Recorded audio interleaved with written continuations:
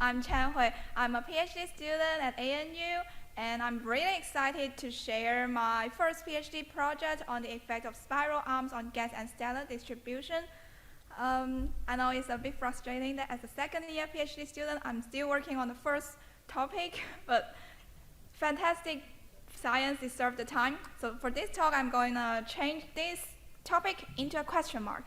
How are different physical mechanisms that drive spiral arms reflected in the gas interstellar medium and stellar populations? Spiral galaxies are beautiful, right? But they are also important astronomical objects in the sky.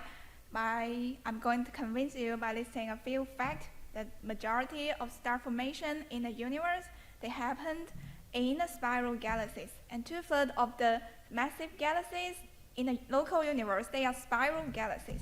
And our living environment, the solar system, is located in the Milky Way, which is also a spiral galaxy. Despite the spiral galaxies are ubiquitous, they are so complex, they have different numbers of spiral arms, they have different pitch angle. There are many previous studies trying to explain the origin and formation of spiral features. Here I would briefly summarize two theories, including the density wave theory and the dynamic spirals.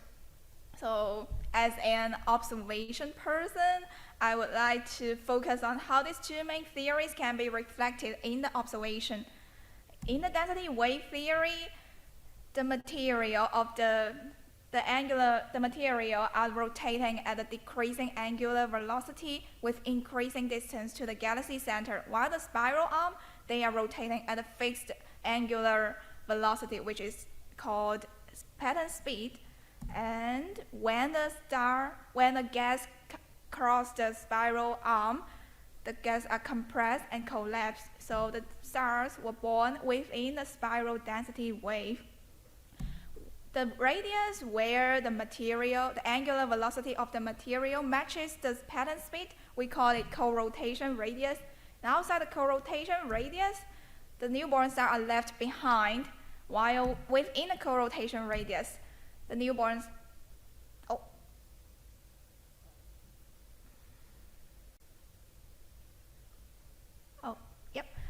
stars are overtaking the spiral arm.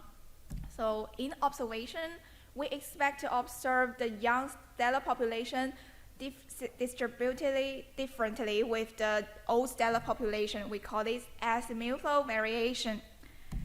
In dynamic spirals, the spiral arms are simply a superposition of many unstable waves. There's no specific pattern in the dynamic spirals, and we do not expect significant offset between the rotation of the dynamic spirals and the disk. Therefore, the gas does not pass through the spiral, but instead they force into the spiral from both sides.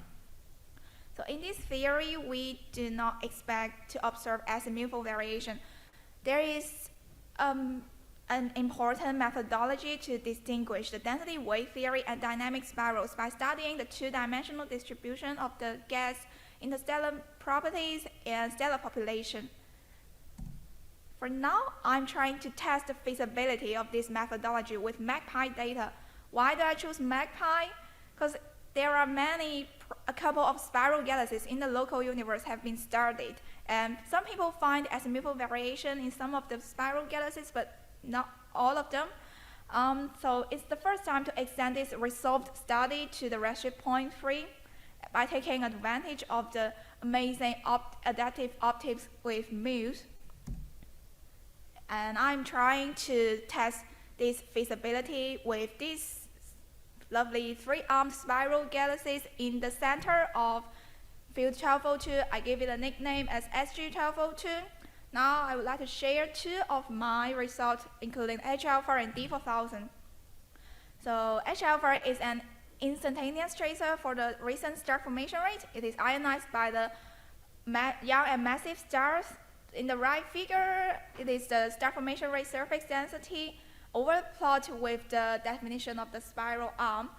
The dashed ellipse is the effective radius. I have to say that the co-rotation radius of this galaxy is unknown, which means I'm going to work on the ALMA proposal next year.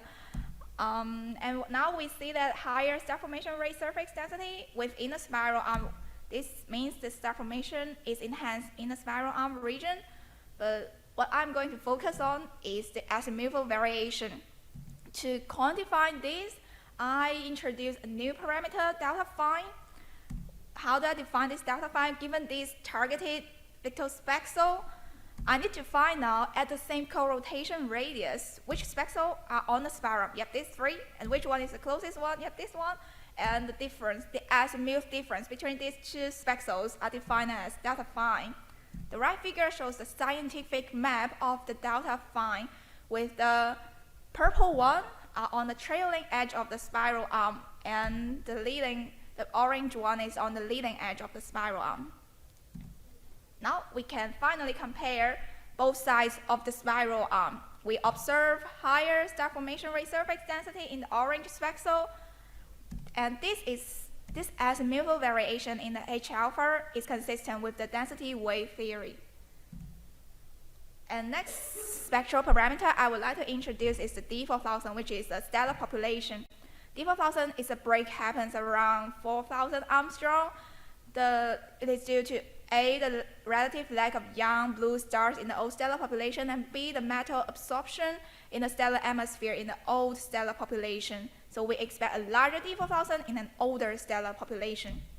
The right figure shows the D4000 two-dimensional map.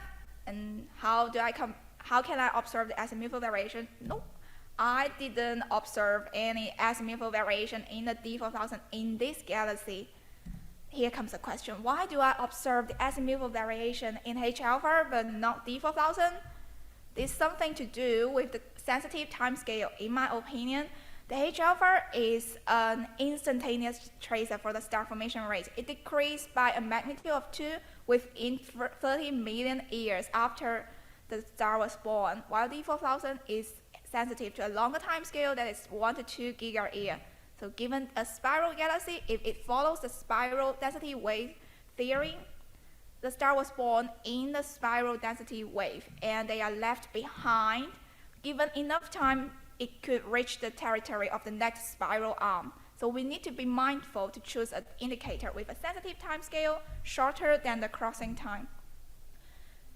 I am not sure how many time I have, but I'm going to quickly share